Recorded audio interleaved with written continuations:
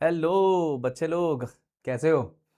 तो आज हम लेकर आए हैं पूरा स्केलर्स एंड वेक्टर्स का वन शॉट रिवीजन, जिससे आपको बहुत हेल्प मिलने वाली है। ठीक है, तो let's start without wasting any time. Scalars and vectors very very important chapter, JEE, NEET, CET, हर एग्जाम के लिए। मैं तो कहता हूं ये फंडामेंटल्स ऑफ फिजिक्स है, बहुत ज्यादा जरूरी है बच्चों। ठीक है, तो लेट्स स्टार्ट। ठीक है, सबसे पहले हम लोग बात करेंगे कि स्केलर्स और वेक्टर्स होते क्या हैं। और उससे पहले आप लोग सब ने जरूर यूनिट डायमेंशंस में ये सीखा होगा कि फिजिकल क्वांटिटी नाम की कोई चीज होती है फिजिक्स में। ओके, और उसको हम क्लासिफाई करते हैं। ठीक है, अच्छा, तो फिजिकल क्वांटिटी को यहां पर इस चैप्टर में हम लोगों ने as scalars and vectors divide कर रखा है। ओके, ना what is a scalar quantity कोई पूछेगा तो आपको बताना है ऐसी फिजिकल क्वांटिटी जिसके पास सिर्फ और सिर्फ मैग्नीट्यूड होता है। ओके, सिर्फ और सिर्फ मैग्नीट्यूड होता है, डिस्क्राइब्ड बाय मैग्नीट्यूड ओनली। ठीक है, अच्छा, तो सर इसमें क्या खास है बताता हूं। It follows scalar addition rule. Okay sir, ये स्केलर एडिशन रूल क्या है सब बताऊंगा, बिल्कुल रिलैक्स रहो। अच्छा, दूसरा इसमें एग्जांपल्स क्या क्या है, mass, time, distance, temperature, etcetera. Okay, similarly अगर हम बात वेक्टर्स की करेंगे तो वेक्टर को मैग्नीट्यूड और डायरेक्शन दोनों की जरूरत है, describe by magnitude as well as direction. It requires special rules for addition called as laws of vector addition. ये बहुत क्रूशियल चीज है बच्चे लोग। ठीक है, बच्चे ना हमेशा मिस्टेकन रहते हैं। तो वो क्या सोचते हैं कि स्केलर्स का मतलब होता है जिसके पास सिर्फ मैग्नीट्यूड होता है, वेक्टर का मतलब होता है जिसके पास मैग्नीट्यूड और डायरेक्शन दोनों होती है ना। लेकिन वो ये बहुत इंपॉर्टेंट बात भूल जाते हैं कि वेक्टर जो है वो लॉज ऑफ वेक्टर एडिशन ओबे करता है, उसको ऐड करने के लिए स्पेशल मैथमेटिक्स लगता है। ओके, वहीं पे स्केलर्स को ऐड करने के लिए ऐसा कोई स्पेशल मैथ्स का रूल नहीं लगता, जैसा हम बचपन से करते हैं बस वैसे ही एडिशन करना है। ठीक है, अच्छा, आप पूछोगे सर क्यों ऐसा है, क्यों वेक्टर को सिर्फ मैग्नीट्यूड एंड डायरेक्शन के हिसाब से नहीं जज कर सकते, ये लॉज ऑफ वेक्टर एडिशन क्यों जरूरी है। तो बच्चों एक बहुत इंपॉर्टेंट बात बताता हूं, करंट है ना, इलेक्ट्रिक करंट, वो भी डिफरेंट डायरेक्शन में डिफरेंट वैल्यूज देता है। बट फिजिक्स में करंट को हम मानते हैं स्केलर क्वांटिटी। ठीक है, एज सच करंट एक टेंसर क्वांटिटी है, इसके बारे में डिस्कशन बच्चे लोग रेफरेंस बुक्स में दिया हुआ है, आप लोग वहां जाके पढ़ सकते हो। फिलहाल के लिए आपके सिलेबस में करंट एक स्केलर क्वांटिटी है, पर करंट भी डिफरेंट मैग्नीट्यूड बताता है डिफरेंट डायरेक्शंस में, है ना। बट वो लॉज ऑफ वेक्टर एडिशन ओबे नहीं करता, वो स्केलर की तरह ऐड होता है। ओके, तो इसीलिए वेक्टर को डिफाइन करते वक्त ये लॉज ऑफ वेक्टर एडिशन बोलना बहुत ज्यादा जरूरी है। ठीक है, अच्छा, हाँ सर आप कह रहे थे ना कि डिस्क्राइब बाय मैग्नीट्यूड ओनली, इसका मतलब क्या है। देखो देखो बच्चे लोग, अगर मैं किसी चीज का वजन करता हूं, ओके, किसी वेइंग मशीन पे किसी चीज का वजन करता हूं, ओके, तो यहां कुछ ना कुछ रीडिंग आएगी बच्चे लोग। ओके, तो यहां कुछ रीडिंग आएगी, मान लो इसकी रीडिंग आती है 10 kg। ओके, तो अगर इसकी रीडिंग 10 किलोग्राम आ रही है तो I think this data is more than sufficient कि हम इसको डिस्क्राइब कर सके कि इसका मास 10 किलो है। या अगर यहां पर कोई रीडिंग आती है 10 kg वेट, है ना, इस तरीके से अगर आप फिजिक्स में जाएंगे तो केजी वेट भी लिख सकते हैं वहां पर। ओके, तो ये मोर देन सफिशिएंट है समझने के लिए कि इसका वजन 10 kg हो रहा है। ठीक है बच्चों, है ना। लेकिन अब जैसे मान लो कि आप दुकान पर जा रहे हो, ओके, दुकान पर जा रहे हो, कोई सामान खरीदने जा रहे हो, अब आप अंकल को बोल रहे हो कि अंकल मुझे ना 2 kg गेहूं दे दीजिए, 2 kg वीट। ओके, तो अगर आप गेहूं खरीदने जा रहे हो तो आप उसको एक्स्ट्रा कोई इंफॉर्मेशन देने वाले हो क्या, कि नहीं सर 2 kg वेट दे दीजिए, 2 kg गेहूं दे दीजिए ईस्ट में, या फिर 2 kg मुझे गेहूं दे दीजिए नॉर्थ वेस्ट में। इस तरीके का अगर आप इंफॉर्मेशन देंगे उसको तो वो आपको पागल समझेगा। ठीक है ना बच्चों। अच्छा, तो आप देखो कि जहां पर क्वांटिटी का सिर्फ मैग्नीट्यूड ही इंपॉर्टेंट है, मैग्नीट्यूड मोर देन इनफ होता है, वैसी क्वांटिटी को हम लोग स्केलर बोलते हैं। कोई आपसे पूछ ले आपकी हाइट क्या है, तो आप ऐसे थोड़ी बोलते हो कि साउथ में 6 फीट है, नॉर्थ में 5.5 फीट है। ठीक है, तो आप डायरेक्शंस नहीं देते, अननेसेसरी चीजें आप नहीं बोलोगे, अननेसेसरी इंफॉर्मेशन आप उसको नहीं दोगे। पर पर लेकिन अगर यहां पर हमको एक ब्लॉक दे दिया जाए और कहा जाए इस पे फोर्स लगाओ, एक ब्लॉक दे दिया गया और उस पे कहा जाए कि आप फोर्स लगाओ, तो पहला सवाल दिमाग में क्वेश्चन मार्क बनाता है कि सर कहां लगाऊं, कैसी फोर्स लगाऊं, है ना। तो इसीलिए इसीलिए हमें यह डिस्क्राइब करना बहुत इंपॉर्टेंट है कि इसको किस डायरेक्शन में फोर्स लगाई जाए। ओके, हेंस फोर्स बन जाता है एक वेक्टर क्वांटिटी जो सिर्फ मैग्नीट्यूड नहीं मांग रहा, यानी कि वो नहीं पूछ रहा कि सिर्फ कितनी फोर्स लगानी है, कहां लगानी है और कैसे लगानी है ये भी बहुत इंपॉर्टेंट है, ठीक है। हेंस वेक्टर क्वांटिटी सिर्फ और सिर्फ मैग्नीट्यूड से नहीं, डायरेक्शन से भी रिप्रेजेंट की जाएगी, ओके। और एक बहुत इंपॉर्टेंट चीज नोट डाउन कर लेना कि अगर वेक्टर में आपने उसका मैग्नीट्यूड चेंज किया या आपने उसका डायरेक्शन चेंज किया या आपने दोनों चेंज किया, ये हर एक चीज वेक्टर में चेंज लाती है, ओके। मैग्नीट्यूड चेंज करो तब भी चेंज है, डायरेक्शन चेंज करो तब भी चेंज है, दोनों चेंज करो ऑफ कोर्स तब तो चेंज है ही, ठीक है बच्चों। ओके, तो आई गेस आपको ये इंट्रोडक्शन समझ में आ गया कि स्केलर्स एंड वेक्टर्स क्या होते हैं, आप डिफरेंशिएट कर पा रहे हो स्केलर्स वेक्टर्स के बीच में। Let's move forward. Okay, now representation of vectors, representation of vector, साथ साथ में हम लोग ना वेक्टर्स को थोड़ा बहुत क्लासिफाई करते हैं। ओके, तो कुछ टाइप्स में यहां पर लेकर आया हूं, ऐसा चाहिए रिवीजन है तो मैं सिर्फ इंपॉर्टेंट टाइप्स लेकर आया हूं जो फ्रीक्वेंटली यूज होती है, ठीक है बच्चों, वरना तो ऐसे बहुत दर्जनों वहां पर आपको मिल जाएंगे टाइप्स ऑफ वेक्टर्स, आप किसी भी अच्छी रेफरेंस बुक में देखोगे तो। ओके, चलिए, रिप्रेजेंटेशन ऑफ वेक्टर में सबसे पहले इंपॉर्टेंट बात क्या है, ध्यान से सुनना कि वेक्टर जो है उसको एक एरो की तरह रिप्रेजेंट करते हैं और उसके नाम पर आप एक ऐसा वेक्टर जरूर बनाते हैं जिसको बार कहा जाता है, okay. This is called as a vector, इसको आप बोल सकते हो ए वेक्टर, और हम लोग प्यार से इसको ए बार इस तरीके से भी बुलाते हैं, ओके। ऑल्दो ए बार बोलना इज वेरी इनफॉर्मल, है ना, टेक्निकली करेक्ट होता है ए वेक्टर बोलना, बट हम बोलते हैं ए बार बी बार, इस तरीके से भी हम लोग उसको कॉल कर सकते हैं, ओके। चलो, अच्छा सर, यहां पर इस वेक्टर की जो लेंथ होती है ना, वो उसका मैग्नीट्यूड बताता है, यानी कि उसकी वैल्यू बताता है।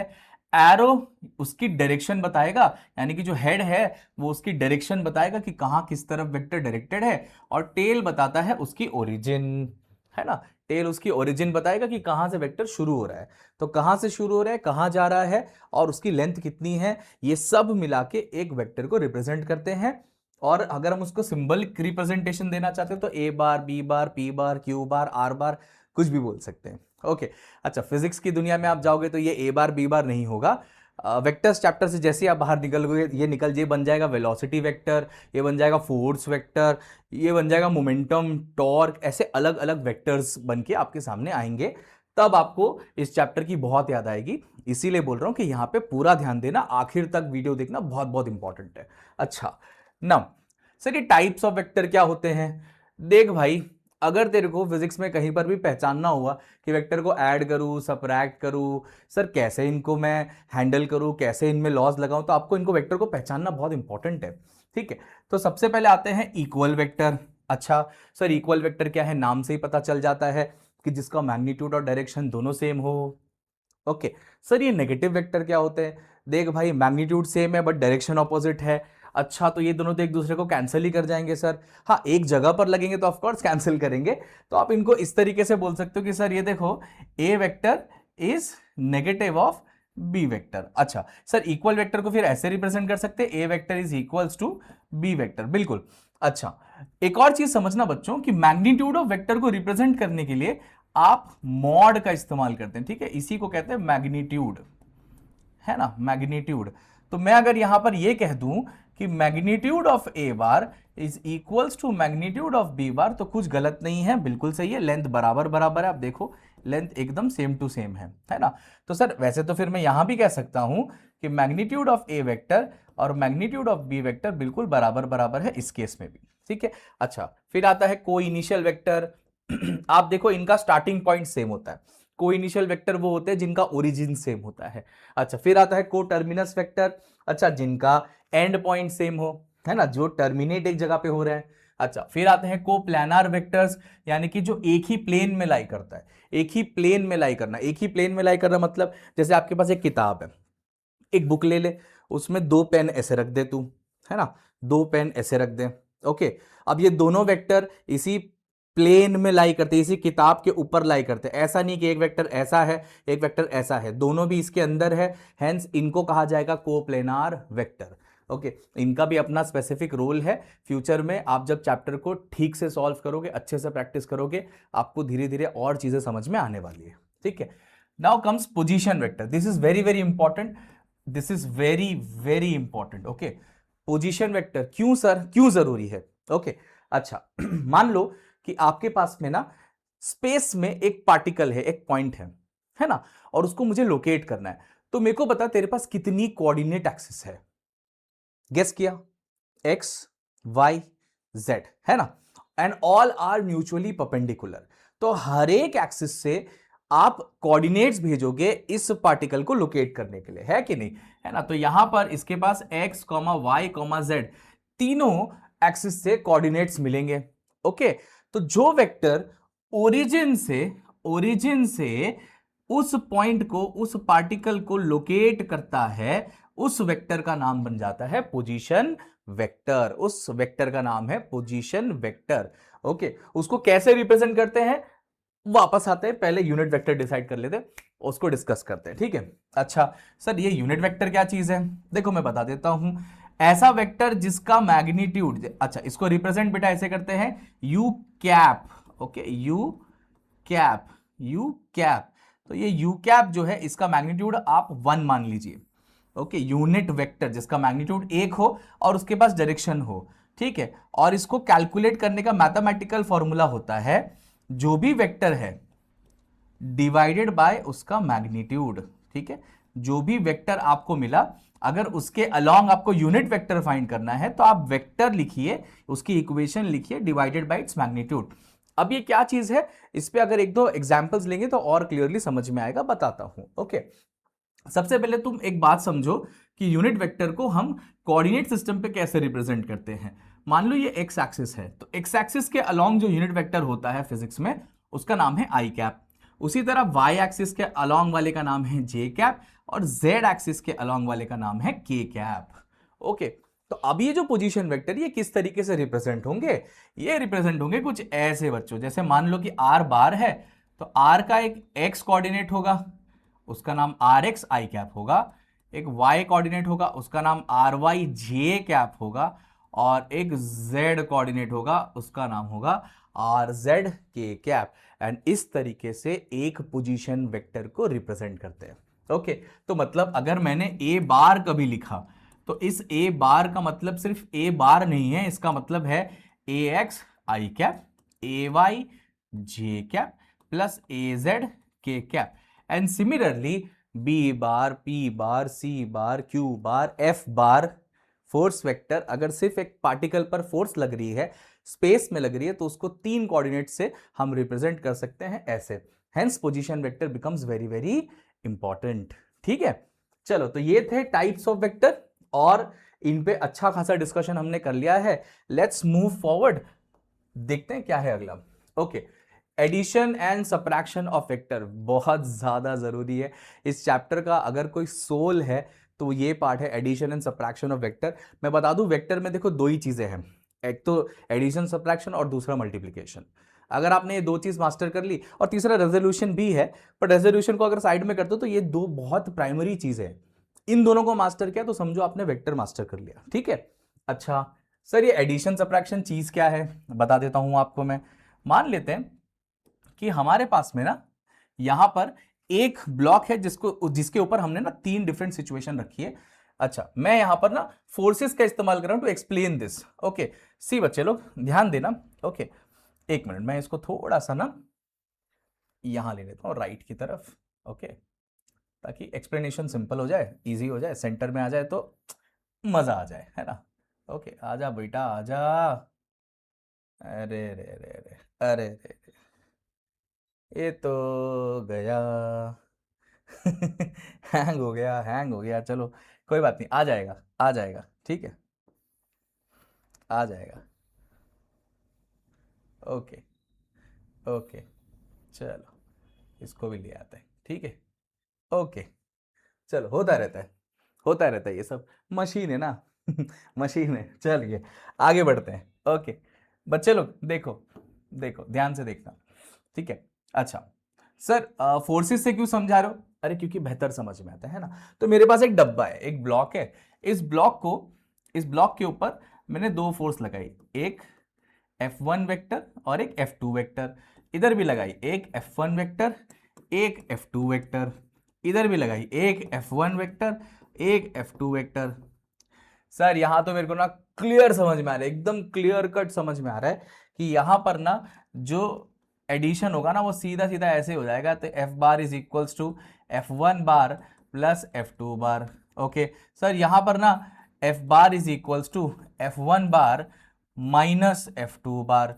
सर यहां पर ना F bar is equals to, अब समझ में नहीं आ रहा सर, ठीक है ध्यान से सुनना, वेक्टर देख तेरे को कितने प्यार से सब चीजें समझाएगा। चल चल ठीक है, ध्यान दे बेटा, यहां पर भी F bar is represented as F1 bar plus F2 bar. Relax करना, टेंशन मत लेना सर प्लस कैसे आ सकता है, बताता हूं। सर यहां भी F1 bar plus F2 bar, same to same, same to same. तो फिर तो सर हम लोग डिफरेंशिएट कैसे करेंगे कि, क्योंकि यहां पर इफेक्ट जो प्रोड्यूस हो रहा है वो तो बहुत ही अलग हो रहा है। जैसे ये दोनों खींच रहे हैं तो ये तो सरक जाएगा, ये दोनों एक दूसरे को इसको कंप्रेस कर रहे हैं तो ऑब्वियसली बात एक दूसरे को या तो कैंसिल कर देंगे या तो इस ब्लॉक को पिचका देंगे या तो, और यहां पर तो सर ये तो डिफरेंट डायरेक्शन में लेके जा रहे हैं, तो डिफरेंट डायरेक्शन में लेकर जा रहा है तो ये ब्लॉक कहां जाएगा हमें क्या पता। ओके, तो इसी चीज को सॉल्व करने के लिए हमने बनाए लॉज ऑफ वेक्टर एडिशन। इसी चीज को सॉल्व करने के लिए लॉज ऑफ वेक्टर एडिशन बने हैं बच्चों। ओके, जब तुम लॉज ऑफ वेक्टर एडिशन यहां पे लगा दोगे ना, तब इसका कुछ आंसर बनकर आएगा, ये आएगा F1 प्लस F2 जो तुम सोच रहे थे। देखो इधर बाहर हट गया, ये बन के निकलेगा F1 माइनस F2 का मॉड। अभी मुझे नहीं पता ना कि कौन ग्रेटर है F1 की F2, तो मैं मॉड ले लेता हूं ताकि मुझे पॉजिटिव आंसर मिले।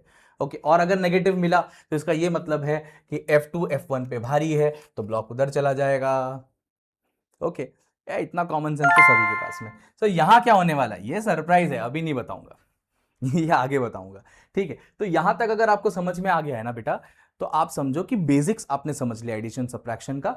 बट मैं अब आपको एक बहुत खास बात बताने वाला हूं। ओके बेटा, जब तू वेक्टर पे से ना ये बार हटाता है ना और बिना बार के यानी कि मैग्नीट्यूड के फॉर्म में किसी वेक्टर को रिप्रेजेंट करता है बेटा, तो उसके लिए आपको एक कीमत चुकानी पड़ती है। ये ऐसे नहीं हटा सकते आप। ठीक है, ये स्केलर एडिशन नहीं है कि आप आए वेक्टर का ताज छीन लिया आपने और आपको लग रहा है कि हो गया मेरा काम। ठीक है, आपको कुछ रूल अप्लाई करना पड़ेगा, कुछ लॉज फॉलो करने पड़ेंगे, तब जाके आप ये इस्तेमाल कर सकते हो। अब ये इफेक्ट तो आपको समझ में आ रहा होगा, बट मैं आपको क्लियरली समझाऊंगा कि आगे हो क्या रहा है। ठीक है, तो इसके लिए हमको समझना पड़ेगा लॉज ऑफ वेक्टर एडिशन। ठीक है, लॉज ऑफ वेक्टर एडिशन, और बाद में हम समझेंगे कि कैसे लॉज ऑफ वेक्टर एडिशन आपको आंसर्स देते हैं। ओके, सबसे पहला लॉ है triangle law of vector addition. Triangle law of vector addition, ध्यान से समझना बच्चे कि अगर तुम्हारे पास दो वेक्टर है ए बार बी बार, है ना, दो वेक्टर है ए बार बी बार, और ये दोनों वेक्टर एक के पीछे एक है, टेकन इन ऑर्डर, एक के पीछे एक। ओके, यानी कि हेड के बाद टेल आ जाए दूसरे वेक्टर का, हेड के बाद टेल आ जाए। ये देखो, ये इस एक का हेड और सक्सेसिवली दूसरे का टेल। अगर इस तरीके से वेक्टर रिप्रेजेंटेशन दिया हुआ है आपके पेपर के अंदर, तो बिंदास वहां पर एक लॉ लगा दे जिसका नाम है triangle law of vector addition. तो बेटा इनका रिजल्टेंट यानी कि इन दोनों का एडिशन किस तरीके से दिखा सकता है। ओके, ध्यान से समझना बच्चे, एकदम ध्यान से समझना। स्टार्ट करना वेक्टर को tail of the first vector से और एंड करना वेक्टर को head of the second vector पे। ठीक है, तो resultant vector in triangle law is given by this is, देखो ये आर बार बोलते हैं इसको, ये है resultant vector. Resultant vector is given by A bar plus B bar. Okay, अच्छा, ट्राइंगल लॉ की खासियत क्या है बेटा कि वेक्टर एक के पीछे एक, है ना, वेक्टर एक के पीछे एक। ओके, ध्यान रखना, हेड टेल, हेड फिर टेल, हेड फिर टेल को जोड़ रहा है। ठीक है, अच्छा, parallelogram law of vector addition. ठीक है, ये तो ट्राइंगल लॉ था। Parallelogram law of vector addition क्या बोलता है कि जहां पर दोनों वेक्टर की पूंछ मिले, टेल मिले, ओके, और वो कुछ ऐसा दिखे जैसे कि कोई इनकम्प्लीट पैरेललोग्राम, जैसे ये कोई इनकम्प्लीट ट्राइंगल बना रहा था वैसे ही एक इनकम्प्लीट पैरेललोग्राम बना रहा है, तो इस वक्त अगर मुझे उसका रिजल्टेंट बनाना है तो that will be the diagonal. Okay, अब इनका डायगोनल जो है ये रिप्रेजेंट करेगा इनका रिजल्टेंट। रिजल्टेंट का माना इन दोनों का एडिशन प्यारे बच्चों। ओके, ध्यान ध्यान रखना कि वेक्टर्स में रिजल्टेंट का माना होता है addition of vectors, addition of vector. एकदम अच्छे से जहन में बिठा लो बच्चों, है ना, बहुत इंपॉर्टेंट है। ओके, तीसरा देखो बच्चे लोग, ये एक्चुअली तो एक फॉर्मेलिटी है पॉलीगॉन लॉ, ये आपको पढ़ना नहीं है, ठीक है, बट क्योंकि आपको बुक्स में मिल सकता है, फिर आप मेरे को आके जज कर लो तो बोले सर को शायद आता नहीं होगा, है ना, तो मेरे को बिल्कुल आता है। ओके, और ये बहुत ज्यादा इंपॉर्टेंट है बेटा, इसके लिए तेरे साथ डिस्कस कर रहा हूँ। देख, बहुत ज्यादा इंपॉर्टेंट नहीं है बट फिर भी डिस्कस कर रहा हूँ, so sorry. Okay, so R bar is equals to, यहां देख लो बेटा, A1 bar plus A2 bar plus A3 bar plus A4 bar, यानी कि यहां पर tail of the first vector पे शुरू कर और head of the last vector पे चले जा, जैसे ट्राइंगल लॉ था, बस यहां पे दो वेक्टर वाले रूल हैं, यहां पे दो वेक्टर को एडिशन है, यहां पे एन वेक्टर्स को ऐड कर रहे हो। तो जब आप एन वेक्टर को ऐड करते हो ना बेटा, तो वहां पर आप पॉलीगॉन लॉ यूज करते हो। ज्यादातर तौर पे ये एडवांस के जो क्वेश्चंस होंगे ना उनमें ही अप्लाई होता है, मेंस और नीट लेवल पे ज्यादातर ये आता नहीं है। ओके, ये वीडियो जो है बेसिकली हम लोग जो है वो तो मेंस और नीट को कवर करते हुए बना रहे हैं, है ना बच्चों। चलिए, तो ये था पॉलीगॉन लॉ, पैरेललोग्राम लॉ और ट्राइंगल लॉ, जो हमने फुल फ्लेजेड अभी तक डिस्कस नहीं किया है, सिर्फ लॉज डिस्कस करें, ऐसा सब जगह सेम ही फॉर्मूला लिख दिया है आपने। ओके, वो इसलिए लिखा बेटा बिकॉज मैं कुछ रूल्स फॉलो करवा रहा हूं आपको, है ना। आप देखो, आप सिर्फ इनको पहचानना सीखो पहले, अगर आपने पहचानना सीख लिया ना, उसके बाद आप इसका मैथ्स आराम से कर पाओगे। ओके, अच्छा, कभी कभार ना आपसे थ्योरेटिकल सवाल भी पूछ लेते हैं, जैसे फॉर एन एग्जाम्पल आपको बोला है, ऐसे ट्राइंगल लॉ में ही मान लेते हैं। ओके, आपको बोला है यहां पर मान लो, ओके, कि एक वेक्टर ऐसा है, अच्छा रुको, अच्छा डिजाइन वाला बनाएंगे। ओके, एक वेक्टर ऐसा है, ठीक है, और एक वेक्टर, ए भाई कहाँ जा रहा है, ओके, एक वेक्टर ऐसा है। अच्छा, तो बोल रहे इसमें ट्राइंगल लगाऊंगा तो ये कैसा दिखेगा, ठीक है। अच्छा बच्चे लोग देखो, इसका इसका ट्राइंगल लॉ कैसे कंप्लीट करेंगे। अब कुछ बच्चे बोलेंगे सर इसमें कैसा ट्राइंगल लॉ आएगा, आपने तो बोला था कि ओरिजिन सेम है तो पैरेललोग्राम लॉ लगाओ। देख बेटा, तू पैरेललोग्राम लॉ बोल या फिर तू ट्राइंगल लॉ बोल, एक ही बात है, बिकॉज ना वो एक ही थाली के दोनों चट्टे बट्टे हैं। ओके, बताता हूँ कैसे, ठीक है। अच्छा, सबसे पहले तो तू क्या कर, यहाँ पर ना एक तीसरा वेक्टर बना दे, ये देख ऐसे, ये बन गया। ओके, अब ध्यान से समझ, इनको इनको नाम दे देते हैं हम लोग। ओके, इनका नाम दे देते हैं, मान लो इसका नाम ए बार बी बार दिया है, इसका नाम मैं मान लेता हूं सी बार, लिख देते हैं। ओके, तो यहां पर जब मेरे को सी बार कैलकुलेशन करनी होगी, ठीक है, तो ध्यान से समझना, इधर ऐसा मत बोल देना A bar plus B bar is C bar और उसके बाद -1 ठीक है, -1 लेके आ जाएगा तू। ओके, ध्यान से समझना मेरे बच्चे, ध्यान से समझना। देख देख, मैंने क्या बोला था, ट्राइंगल लगाने के लिए क्या है, एक के पीछे एक, एक के पीछे एक, इसका मतलब sir B bar plus C bar A बार को बनाता है। और रिजल्टेंट के बारे में क्या बोला था, किसी के स्टार्टिंग से दूसरे के एंड तक, पहले के स्टार्टिंग से दूसरे के एंड तक। तो यहां से अगर मेरे को कोई बोले सी बार कैलकुलेट कर दे, तो मैं बोलूंगा ए बार minus B bar, A bar minus B bar. अच्छा, रहा सवाल वो पैरेललोग्राम लॉ जो मैं बात कर रहा था, कि वो ट्राइंगल लॉ का ही एक एडवांस रूप है, तो तू ध्यान से देख, ये था तेरा पैरेललोग्राम लॉ। ओके, यही था ना ये कहाँ चला गया, ओके ओके, चलो, ये देखो, ये था ना ये, ठीक है अच्छा, अब बेटा सुन ना, अगर मैं इसको इसके पैरेलल पोजीशन पर लेके चले जाऊं, ओके, इसकी पैरेलल पोजीशन पर, तो ये देख ट्राइंगल लॉ बन गया।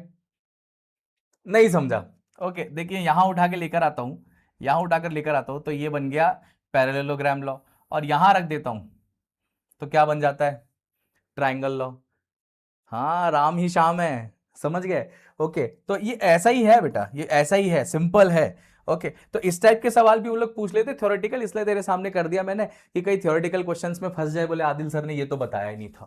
ओके, तो अभी बता दिया मैंने, है ना। तो चल इस हिसाब से है ना, हम लोग देख लेते हैं कि अगर ऐसा एक वेक्टर है, ओके, और ऐसा एक वेक्टर है, और इसका मेरे को रिजल्टेंट चाहिए, मान ले इस वेक्टर का नाम मैंने रखा ए बार, इसका रखा बी बार, और मेरे को चाहिए C bar is equal to question mark. तो घर पे प्रैक्टिस करियो इसको, है ना, अच्छे से प्रैक्टिस कर लेना, ध्यान से प्रैक्टिस करना, ठीक है। ओके, करेगा ना भाई? हाँ, चलो आगे बढ़े, आगे बढ़े। आजकल बच्चे बहुत टाइम पास कर रहे हैं, डिस्ट्रैक्शन बहुत है उन लोग की लाइफ में। ओके। वैसे तो हमारे देश में भी प्रोटेस्ट चल रहा है। ओके, तो बच्चों का ध्यान वहां पर है, तो अभी पढ़ाई से का ही लेना देना है हमारा। ओके, तो भाई एग्जाम्स आ रही हैं, 11th स्टैंडर्ड वालों जाग जाओ। ओके, आप सबके यहाँ पर इंस्टीट्यूट्स में टेस्ट चल रहे होंगे। ओके, एग्जाम्स आ रही होंगी, बहुत जगहों पर वेक्टर्स का टेस्ट हो चुका होगा, बहुत जगहों पे आने वाला होगा। प्लीज़ ये वीडियो ज़रूर देखना, बहुत हेल्प मिलने वाली है उन टेस्ट्स के अंदर। ठीक है, वेरी इंपॉर्टेंट फॉर्मूले। अब हम लोग चलेंगे लॉज ऑफ वेक्टर एडिशंस के एक्चुअल मीनिंग पर। ओके, तो जैसा मैंने आपको बताया था कि आपने रिजल्टेंट ढूंढ लिया, उस रिजल्टेंट पे लिखा ए बार प्लस बी बार, लेकिन आपको नहीं पता कि वो फोर्सेस या फिर वो वेक्टर्स, फोर्सेस नहीं बोलेंगे, वो वेक्टर्स किस तरीके से ऐड हो रहे हैं। ओके, तो अभी फिलहाल के लिए हम लोग कंसिडर कर लेते हैं कि मान लो कि हमारे पास एक पैरेललोग्राम का एक सिचुएशन है। ओके, एंड ये एंगल थीटा है, ये ए वेक्टर है, ये बी वेक्टर है, और ये इनके बीच में आ जाता है आर वेक्टर। ओके, ये आ गया इनका आर वेक्टर। ठीक है, आप उन दो वेक्टर्स के बीच में देख रहे हो ना, एंगल थीटा है। ओके बच्चे, अब ध्यान से समझ कि आप मैग्नीट्यूड ऑफ रिजल्टेंट किस तरीके से निकाल सकते हो, है ना?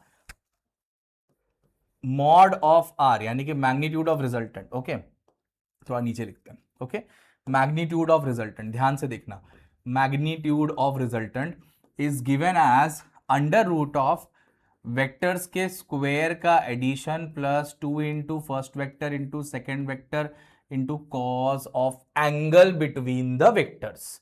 थीटा क्या है बच्चों?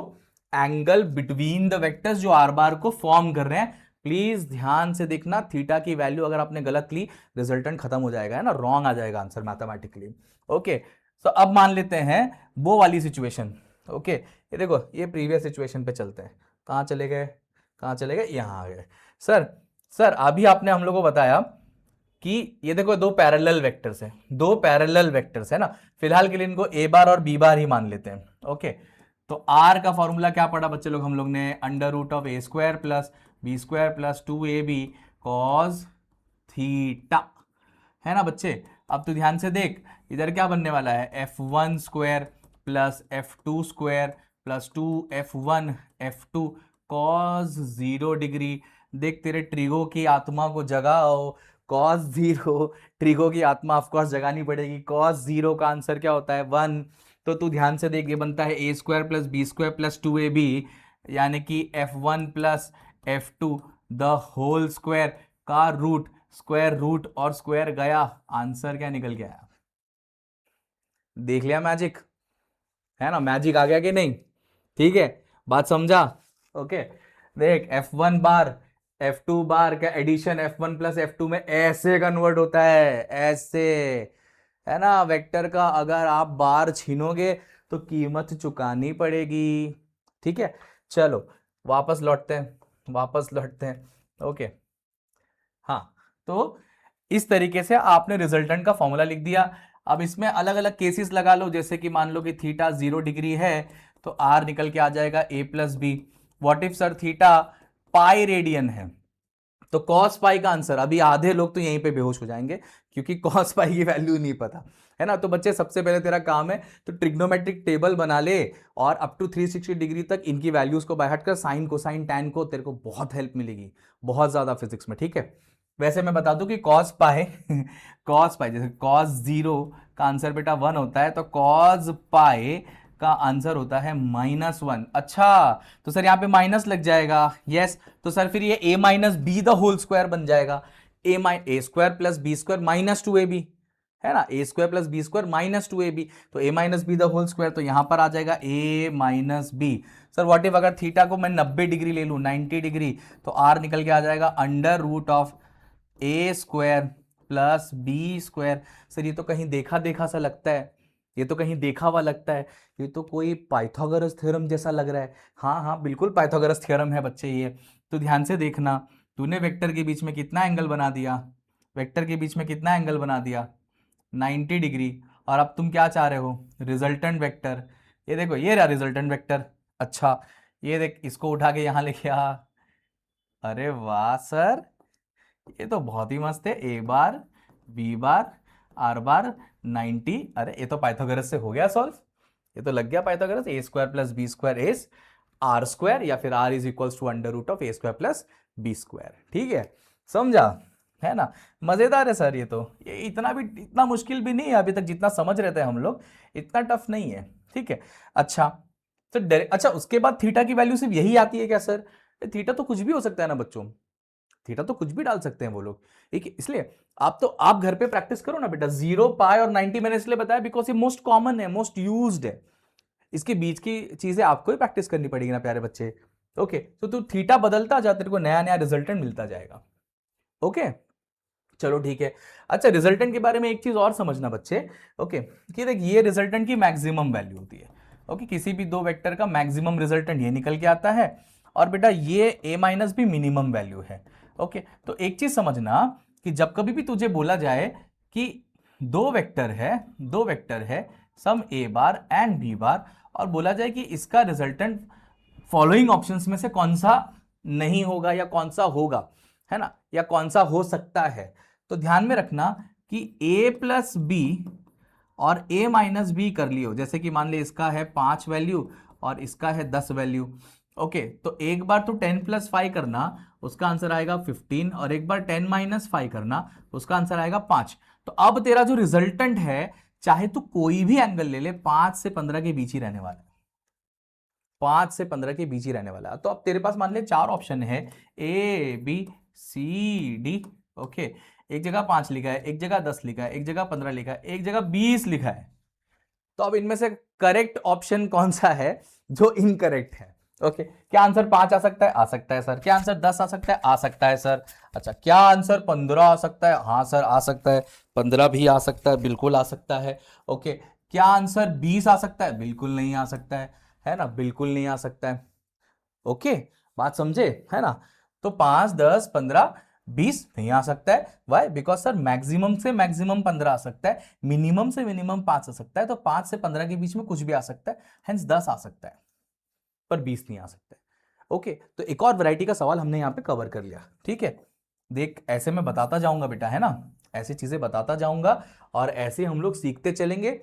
पिछले वीडियोस में भी देखो मैंने बहुत सारी इंपॉर्टेंट बातें करी है, कुछ 12th स्टैंडर्ड के बच्चों के लिए करी है, कुछ 11th स्टैंडर्ड के बच्चों के लिए करी है। वैसे ही अगर आगे भी आपको ऐसे इंटरेस्टिंग वीडियोस चाहिए जहां पे मैं ऐसे फुल फ्लेज लेक्चर्स कवर करूं, तो प्लीज कमेंट में बताना, लाइक करना, शेयर करना, सब्सक्राइब करना। प्लीज शेयर करो यार, सब्सक्राइब करो, लोगों को बताओ ना बेटा, कोई अच्छा काम करे तो बताओ, शेयर करो। ठीक है, अच्छा, direction of resultant. Direction of resultant ये क्या चीज है सर? अरे भाई तुम समझो ना, ये वाले डायग्राम पे चलते हैं, चल वापस से। ओके, वो कहाँ गया ब्लॉक वाला? अरे अरे, कहाँ पहुंच गया? अच्छा सर, ये ब्लॉक सर आ गया उनको। ये इसका आंसर आपको हम मुझे पता है सर, मैं भी फटाफट बता देता हूँ। F1 square plus F2 square plus 2 F1 F2 cos theta से निकालने वाले थे सर आप। सही बात है, मान लेते हैं कि इसका रिजल्टेंट जो है वो इसके बीच में कहीं तो भी आएगा। ओके, इसके बीच में कहीं तो भी आएगा। ओके, यही पता लगाना है कि वो किस डायरेक्शन में जाएगा। अब जैसे मान लो कि मेरे पास वो ब्लॉक था, अब ब्लॉक को एक फोर्स यहां खींच रही है, एक फोर्स यहां खींच रही है, ब्लॉक कहां जाए? इसकी डायरेक्शन में जाए या इसकी डायरेक्शन में जाए? सर देखो, जो स्ट्रांग होगा उसकी तरफ जाना चाहिए। तो क्या ये नलीफाई हो गया क्या? नहीं, तो मतलब ये टोटली इस डायरेक्शन में नहीं जा सकता, इसके बीच में कहीं जाएगा, है ना, इसके बीच में कहीं जाएगा। ओके, ना ही वो इधर जाएगा ना ही वो इधर जाएगा, उसके बीच में कहीं जाएगा। तो इसका मतलब कि दोनों भी जो इंडिविजुअल फोर्सेस है जो उनको खींच रही है, उनसे कुछ ना कुछ एंगल तो बनाएगा ना बच्चों, है ना, वो इससे भी कुछ एंगल बना लेगा। ओके, वो इससे भी कुछ एंगल बना लेगा, वो इससे भी कुछ एंगल बना लेगा।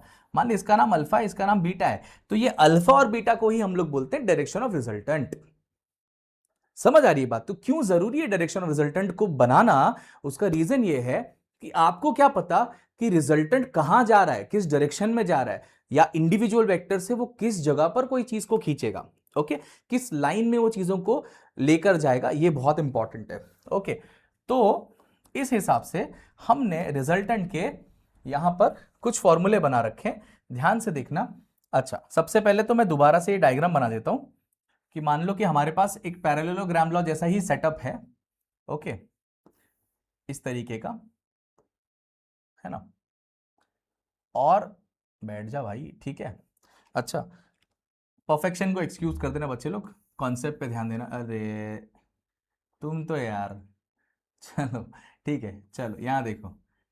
हाँ, तो ये देखो, ये आया रिजल्टेंट, ये देखो, ये आर बार आ गया, सर ये ए बार है, यस सर, सर ये बी बार है, यस सर। तो मान ले ए से बनाया उसने अल्फा, बी से बनाया उसने बीटा, तो अब तेरे सामने आता है डायरेक्शन निकालने का फॉर्मूला। ध्यान से देख, tan alpha is equals to, ध्यान देना बेटा, B sine theta upon A plus B cos theta. ठीक है, ध्यान से सुनना, B sine theta upon A plus B cos theta. और उसी तरह अगर तेरे को टैन बीटा चाहिए तो बी से ए को बदल दे, तो यहां बन जाएगा A sine theta upon B plus A cos theta. ठीक है बच्चे। अच्छा सर ये थीटा क्या है? अरे थीटा वही है इनके बीच का एंगल। थीटा क्या है? थीटा इनके बीच का खुद का एंगल, वेक्टर्स के बीच का एंगल, ये वाला एंगल, ये थीटा है बेटा। ओके, तो बस थीटा की वैल्यू डालता जा, tan अल्फा निकालता जा। सर tan अल्फा निकालना होता है कि अल्फा निकालना होता है? बेटा अल्फा निकालना होता है, डायरेक्शन का मतलब अल्फा निकालना है। तो अल्फा कैसे निकालते हैं सर? तो देखना इस पूरे चीज का तो tan इनवर्स कर ले, ठीक है। ये पूरी चीज का इसका तो tan इनवर्स कर ले, ओके, इसको वहां पर लिख देते हैं। उसी तरह बीटा में tan इनवर्स ऑफ ये पूरा चीज वहां पर सब्स्टिट्यूट कर देना, ये यहां पे सब्स्टिट्यूट करते, तेरे को जो भी आंसर मिलेगा उससे तेरे को एंगल निकल के आ जाएगा। फॉर एन एग्जांपल मान लो ये सब सॉल्व करने के बाद तेरे को आता है tan इनवर्स ऑफ √3, ऐसे निकल के आता है। ओके, तो इसका मतलब तेरे अल्फा की वैल्यू कितनी हो गई बेटा? 60 डिग्री। अच्छा मान लो कि बीटा की निकल के आती है 1/√3, 1/√3 एग्जाम्पल ले रहे हैं। ओके, तो बीटा की वैल्यू कितनी निकल के आ जाएगी बेटा? 30 डिग्री, है ना। तो इस तरीके से तेरे को पता चल जाएगा कि ए से 60 डिग्री बना रहा है, बी से 30 डिग्री बना रहा है। इसका मतलब कि दोनों वेक्टर परपेंडिकुलर थे, है ना, है ना। ए से 60 बना रहा है और बी से 30 डिग्री बना रहा है, यानी कि दोनों वेक्टर परपेंडिकुलर थे। यानी कि जो मैंने सिचुएशन बनाई है इसमें ये वेक्टर ऐसा है। ओके, तो ए से 60 और बी से 30, तो रिजल्टेंट कहीं इस डायरेक्शन में जा रहा है। ओके, बढ़िया, यस। तो ये था डायरेक्शन ऑफ रिजल्टेंट। अब इसमें भी तो केसेस डाल सकते हैं, थीटा बदलता जा, अल्फा बीटा बदलते जाएंगे। ओके, आगे बढ़ते हैं सर। यस सर, समझ गए। अच्छा, ओ हो, रेजोल्यूशन ऑफ वेक्टर। सर ये क्या चीज है? ये क्या चीज है? देखो पूरे फिजिक्स में ना ये बार बार याद आता है रेजोल्यूशन ऑफ वेक्टर्स, और उस वक्त जिसने जिसने ध्यान नहीं दिया है ना, तो उसकी बहुत बुरी तरह ना बैंड बज जाती है। ओके, क्योंकि ना उसको समझ ही नहीं आता है कि कब कौन कॉज हो गया, कब कौन साइन हो गया, कैसे किसने किसको रिजॉल्व कर दिया। ओके, तो लेट अस अंडरस्टैंड। आपके पास में ना एक स्पेस में वेक्टर दे रखा है इस तरीके से। मान लो कि हम बात एक प्लेन में बात कर लेते हैं। एक प्लेन में हमारे पास एक वेक्टर दे रखा है इस तरीके से।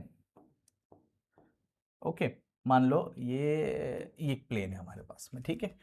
एक प्लेन में यहां पर एक ऐसा वेक्टर दे रखा है, ठीक है। हमको चाहिए इसके रेक्टेंगुलर कंपोनेंट। रेजोल्यूशन का मतलब होता है हमें चाहिए क्या? Rectangular component. अब सर रेक्टेंगुलर कंपोनेंट किसको बोलते हैं? अभी बताता हूं।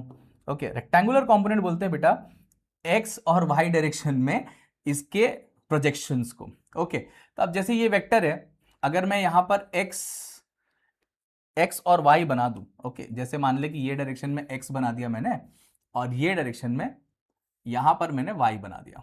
ओके, अब ध्यान से सुन, अगर मैं यहां से इसका यहां एक प्रोजेक्शन बनाता हूं और यहां से इसका एक प्रोजेक्शन बना यानी कोऑर्डिनेट्स बना रहा हूं। ओके, तो ध्यान से समझना बच्चे, ये ए बार है, ये ए बार है, इसका इस प्रोजेक्शन को नाम दे रहा हूं मैं ए एक्स और इस प्रोजेक्शन को नाम दे रहा हूं मैं ए वाई। तो ए वाई को इसको भी ए वाई बोल सकता है बिकॉज ये एक रेक्टेंगल है, हेंस इसको कहते हैं रेक्टेंगुलर कंपोनेंट। तो इसके पास में कितने रेक्टेंगुलर कंपोनेंट है? दो। रेक्टेंगुलर कंपोनेंट दो ही हो सकते हैं, ये भी ध्यान में रखना। अच्छा, एक मैं एफएक्यू एक फैक्ट बताता हूं। ओके, क्या होता है एमसीक्यूज आते हैं, उनमें पूछा जाता है कि एक वेक्टर के कितने कंपोनेंट हो सकते हैं।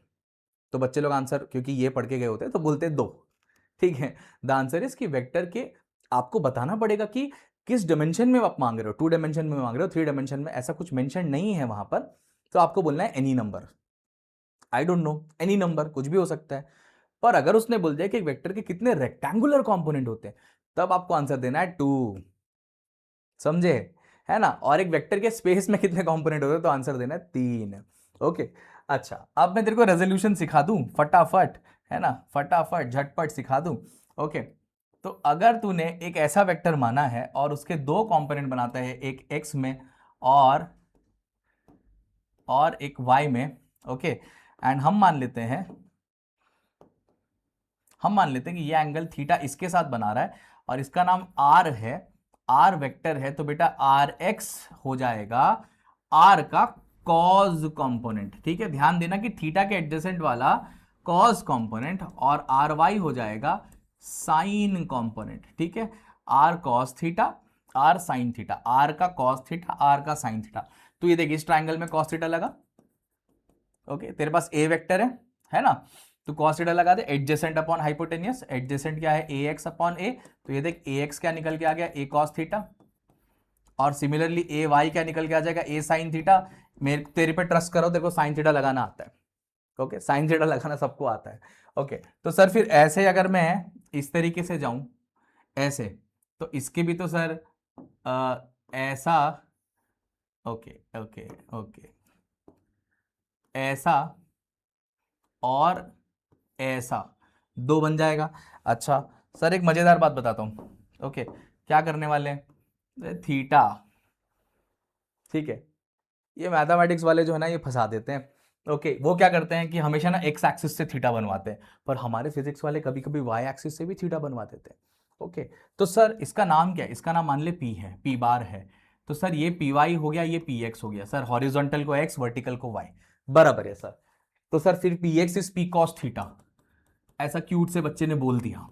P Y is P sine theta, हो गया बंटा धार। यहां पे -1 निकाल के आ जाएगा बच्चा।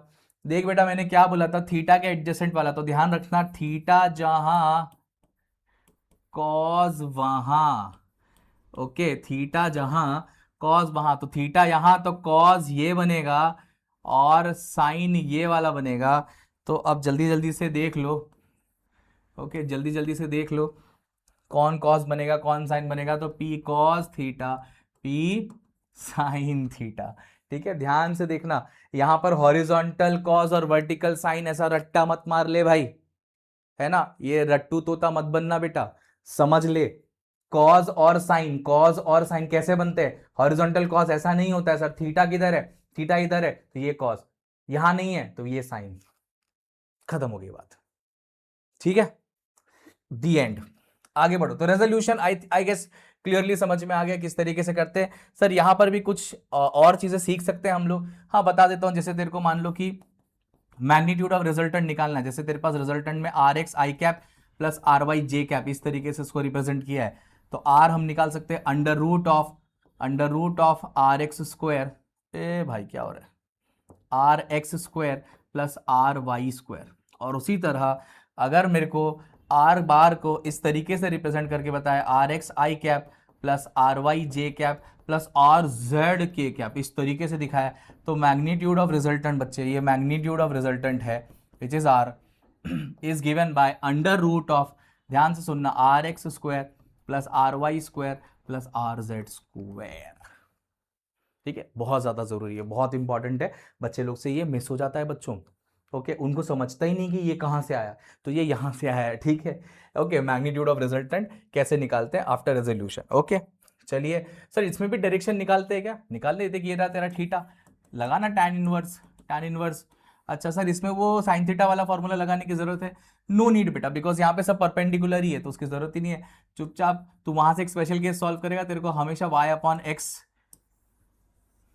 तेरा डायरेक्शन ऑफ रिजल्टेंट निकल के आएगा। और अगर कुछ नहीं समझ में आता है तो साइन वाले को कॉस से डिवाइड कर ले, ये तेरा साइन वाला कौन है, पी एक्स है, कॉस वाला कौन है, पी वाई है, साइन अपॉन कॉस, तो यहाँ तेरा टैन थीटा बन जाएगा।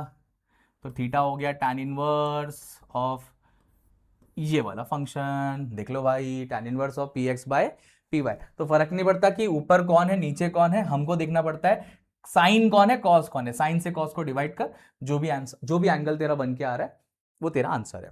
ओके, चल भाई, चलो भाई आगे बढ़ते हैं। ओके, अच्छा लास्ट पार्ट, अरे अरे अरे last part last but not the least. Okay, बहुत सारे बच्चों को ये रुला देता है मल्टीप्लिकेशन ऑफ वेक्टर, और बहुत जरूरी है बच्चों, बहुत ज्यादा जरूरी है। ठीक है, अच्छा सर हो क्या रहा है यहाँ पर, ओके, ध्यान से समझना, एकदम ध्यान से समझना। दो वेक्टर है तेरे पास, एक एफ बार एक एस बार, एफ बार S bar, force displacement, force displacement. अच्छा, इसको और थोड़ा मैं जनरलाइज कर देता हूं। ओके, एक काम करते हैं, फोर्स और कोई पोजीशन वेक्टर है, ठीक है, फोर्स और कोई पोजीशन वेक्टर है, ठीक है, मैं इन दोनों को मल्टीप्लाई करना चाहता हूं। ओके, अगर मैं इन दोनों को मल्टीप्लाई करता हूं, ठीक है, मान लो मैंने मल्टीप्लाई कर दिया, एफ बार और आर बार को मल्टीप्लाई कर दिया, और मान लो इससे मेरे को एक प्रोडक्ट निकल के आया, work done. Okay, work done. और मैंने ना पता नहीं कैसे एक और टाइप का मल्टीप्लिकेशन किया, तो उसमें मेरे को प्रोडक्ट निकल के आ रहा है टॉर्क, टॉर्क। अब दिक्कत यह है कि वर्क है स्केलर और टॉर्क है वेक्टर, है ऐसे कैसे सर? फोर्स इंटू डिस्टेंस किया तो वर्क मिलता है, फोर्स इंटू डिस्टेंस किया तो टॉर्क भी मिलता है, ये कैसे पॉसिबल है? पॉसिबल है फिजिक्स में बेटा। ओके, बिकॉज ये फोर्स इंटू डिस्प्लेसमेंट किस तरीके से लग रहा है और फोर्स इंटू डिस्टेंस किस क्वांटिटी को प्रोड्यूस करने के लिए लगाया जा रहा है, ये बहुत इंपॉर्टेंट है। तो वर्क एक स्केलर क्वांटिटी है, टॉर्क एक वेक्टर क्वांटिटी है, मल्टीप्लाई वेक्टर ही हो रहे हैं, तो फिर तो सर हमको इनको क्लासिफाई करना पड़ेगा कि कब स्केलर क्वांटिटी मिलेगी और कब वेक्टर क्वांटिटी मिलेगी। एग्जैक्टली, इसीलिए इसका नाम है मल्टीप्लिकेशन ऑफ वेक्टर में स्केलर प्रोडक्ट और वेक्टर प्रोडक्ट। ओके, तो जब तूने दो वेक्टर्स को मल्टीप्लाई किया और बदले में तेरे को एक प्रोडक्ट मिला जो कि एक स्केलर क्वांटिटी है, तो तब तू लगाएगा उनके बीच में स्केलर प्रोडक्ट, जिसको प्यार से डॉट प्रोडक्ट भी बोलते हैं। ओके, और जब तू दो वेक्टर्स को मल्टीप्लाई करेगा और प्रोडक्ट निकल के आएगा एक और नया वेक्टर, तो उस वक्त उसको कहा जाएगा वेक्टर प्रोडक्ट या फिर क्रॉस प्रोडक्ट, वेक्टर प्रोडक्ट या फिर क्रॉस प्रोडक्ट। आई गेस एकदम क्लियरली समझ में आ गया है कि इन दोनों का मतलब क्या है। बहुत सारे बच्चे अपने आप को कंफ्यूज कर लेते हैं कि स्केलर प्रोडक्ट मतलब स्केलर का प्रोडक्ट, वेक्टर प्रोडक्ट मतलब वेक्टर का प्रोडक्ट। ओके, तो प्लीज ऐसे इलिटरेट्स की तरह बिहेव नहीं करना बच्चों, अच्छे टीचर्स से सीख रहे हो, अच्छे लोगों से सीख रहे हो, सही सीखो। ओके, ध्यान से देखना, स्केलर प्रोडक्ट की खासियत क्या है फटाफट बता देता हूं मैं। मान लो दो वेक्टर यहां पे मल्टीप्लाई हो रहे हैं, ए बार और B bar, A bar dot B bar, तो इसको रिप्रेजेंट इस तरीके से करते हैं, A B cos theta. Okay, अच्छा सर वेक्टर प्रोडक्ट में क्या है? मान लीजिए वेक्टर प्रोडक्ट में तूने पढ़ लिया ए बार क्रॉस बी बार, तो इसको डिफाइन करते हैं as A B sine theta. Okay, पर ये इतना आसान नहीं है, ये आप समझ लो सिर्फ रिप्रेजेंटेशन के लिए, प्लीज ध्यान में रखना। ओके, इट इज कम्यूटेटिव, यानी कि ये कम्यूटेटिव लॉ ओबे करता है, commutative, it does not obey commutative law. Sir इसका मतलब क्या है बताता हूं, कम्यूटेटिव लॉ। ओके सर, ये कम्यूटेटिव का मतलब क्या है? इसका मतलब ये है कि सर ए बार डॉट बी बार को बी बार डॉट ए बार लिखा जा सकता है, लेकिन अगर तूने लिख दिया A bar cross B bar is equals to B bar cross A bar, तो ले बेटा -1 लेके आना। ओके सर, ऐसा क्यों करते हो आप? मैं क्या करूं बेटा, ध्यान रखना पड़ता है आप लोगों का, आप लोग करते हो सिली मिस्टेक, ठीक है। आप ये कभी नहीं लिख सकते A bar cross B bar is not equals to B bar cross A bar, ठीक है। अच्छा, दूसरी चीज है, अगर मैं किसी दो सेम वेक्टर का डॉट प्रोडक्ट लेता हूं, जैसे मैं यहाँ यूनिट वेक्टर्स का ले रहा हूँ, आई डॉट आई, जे डॉट जे, के डॉट के। ओके, सो यहाँ पर इसका आंसर 1 है, लेकिन अगर तुम यहां लिखोगे I dot I cross I, sorry dot नहीं, equals to J cross J equals to K cross K, okay, तो इसका आंसर बेटा होता है 0, अगर मैं बात करूं सिर्फ मैग्नीट्यूड की, वरना बेटा इसका आंसर होता है 0 वेक्टर, ठीक है, ध्यान देना। ओके, जब मैथमेटिक्स सॉल्व करना होता है तो आप 0 ले सकते हो, बट रियल में अगर कंसेप्चुअली सवाल आएगा तो वो 0 वेक्टर है, यानी कि इसके ऊपर बार है बेटा, और इसको हम लोग नल वेक्टर भी बोलते हैं। ओके, नल वेक्टर भी कहा जाता है इसको, ठीक है। अच्छा सर, यहां पर अगर दो परपेंडिकुलर वेक्टर्स को मैं डॉट प्रोडक्ट ले लूँ, जैसे I dot J, J dot K dot I, okay, perpendicular vectors, तो आंसर आएगा इसका 0, लेकिन यहां अगर मैं परपेंडिकुलर वेक्टर्स का क्रॉस प्रोडक्ट लेता हूं, है ना, I dot J, J cross I cross J cross K cross I, इनका आंसर बेटा कभी भी इसको देख के वन मत लिख देना। वन लिखते ही तूने स्केलर लिखा तो तू डेफिनेशन के अगेंस्ट चला गया।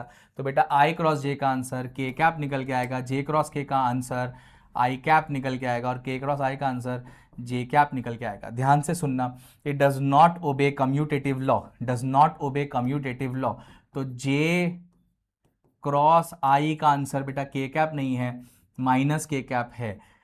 के क्रॉस जे का आंसर बेटा आई कैप नहीं है, माइनस आई कैप है। एंड सिमिलरली आई क्रॉस के कैप का आंसर जे कैप नहीं है, माइनस जे कैप है। सर ऐसा क्यों हो रहा है, क्यों हो रहा है ऐसा? बहुत सिंपल है बच्चे, ध्यान से सुनना। ओके, तूने राइट हैंड स्क्रू रूल सुना होगा। ओके, तो जब किसी स्क्रू ड्राइवर पर तू क्लॉकवाइज फोर्स लगाता है या टॉर्क लगाता है, क्लॉकवाइज एक टॉर्क लगाता है, क्लॉकवाइज ऐसे घुमाना चाहता है, तो स्क्रू अंदर की तरफ जाता है, अंदर की तरफ। तो ये जो तूने एक्शन किया बेटा, ये मान ले ए क्रॉस बी है, ए क्रॉस बी। तो ए क्रॉस बी में वेक्टर का रिजल्टेंट इनके परपेंडिकुलर आया और आगे की तरफ गया। और अगर मैं बी क्रॉस ए लेता हूं उल्टी डायरेक्शन में, बी क्रॉस ए, तो फिर वो स्क्रू बाहर आ सकता है, वो स्क्रू बाहर आता है। तो अंदर और बाहर जाना ये दो अलग डायरेक्शन है। और मैंने समझाया था आपको कि वेक्टर का कुछ भी बदले, मैग्नीट्यूड या डायरेक्शन, वेक्टर बदल गया। याद आया? ओके, तो अंदर जाना एक डायरेक्शन है, बाहर आना दूसरी डायरेक्शन है। इसका मतलब डायरेक्शन चेंज, वेक्टर चेंज, तो result change, product change, hence commutative law ओबे नहीं हुआ। ओके, क्रॉस प्रोडक्ट में कम्यूटेटिव लॉ ओबे नहीं हुआ। इसके अलावा बेटा और भी प्रॉपर्टीज इनकी है जो तुमको मैथमेटिकली फॉर्मूले लिस्ट में जाके आप देखोगे तो आपको मिल जाएगी। ये बहुत नॉर्मल तरीके से, बहुत इजी तरीके से मैं आपको स्केलर प्रोडक्ट और वेक्टर प्रोडक्ट समझा के जा रहा हूं। ओके, यहां पर कभी भी याद रखना कि अगर आपको दो वेक्टर्स का प्रोडक्ट लेना हुआ ए बार क्रॉस बी बार, तो उसके लिए आपको डिटर्मिनेंट सॉल्व करना पड़ता है। ओके, डिटर्मिनेंट सॉल्व करना पड़ता है। ठीक है, इधर लिखो A X A Y A Z, और इधर लिखो B X B Y B Z. Okay, अच्छा, कमेंट करना अगर तेरे को कोई सेपरेट लेक्चर चाहिए जहां पे मैं सिर्फ वेक्टर्स के न्यूमेरिकल डिस्कस कर रहा हूं। ओके, वेक्टर्स के क्वेश्चंस डिस्कस कर रहा हूं, तो बिल्कुल ऐसी एक वीडियो लेके आऊंगा जहां पे हम लोग ना वेक्टर्स के सारे एमसीक्यू सॉल्व करेंगे, थोड़े पीवाईक्यू सॉल्व करेंगे, थोड़े विचित्र विचित्र क्वेश्चन सॉल्व करेंगे, जिससे तेरा कॉन्फिडेंस बूस्ट होगा in this chapter. Okay, please write down in the comment आपको क्या अच्छा लगा इस पूरे वीडियो के अंदर। लाइक करना, शेयर करना, सब्सक्राइब करना। ठीक है, बाय बाय, टेक केयर।